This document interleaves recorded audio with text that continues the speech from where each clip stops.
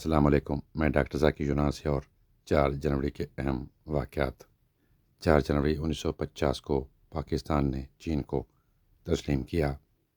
4 جنوری 2005 کو صدر جنرل پرویز مشرف نے کاروکاری کے انسداد کے قانون پر دستخط کیے۔ 4 جنوری 1990 میں 2 ٹرینوں کی ٹکر میں سندھ میں 307 افراد ہلاک ہوئے اور 600 سے زائد زخمی ہو گئے۔ 4 جنوری 1999 میں اسلام آباد میں ایک مسجد میں نماز پڑھ رہے شیعوں پر مسلح افراد نے فائرنگ کی، جس میں 16 لوگ جان سے گئے اور 25 سے زائد زخمی ہو گئے۔ 4 جنوری 2010 کو دنیا کے سب سے اونچی عمارت برج خلیفہ کو باقاعدہ طور پر کھول دیا گیا۔ 4 جنوری 1932 کو برطانوی ایسٹ انڈیا کے وائسرائے نے ویلنگٹن نے گاندھی اور نہرو کو گرفتار کر لیا۔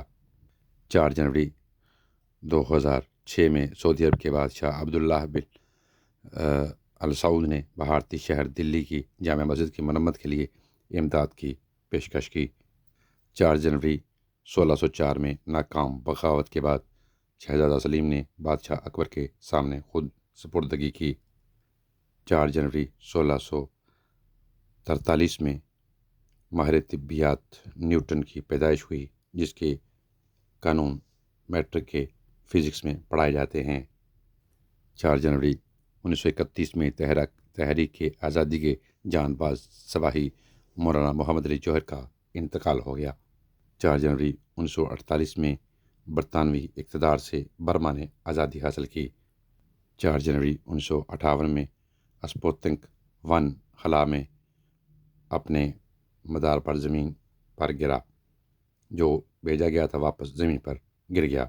4 جنوری 1966 میں ہندوستانی وزیر اعظم لال بہادر شاستری اور پاکستان کے صدر جنرل ایوب خان کے درمیان تاشکند چوٹی ملاقات شروع کی گئی۔ 4 جنوری 2004 کو ناسا کا خلائی شٹل اسپریٹ مریخ پر اترا۔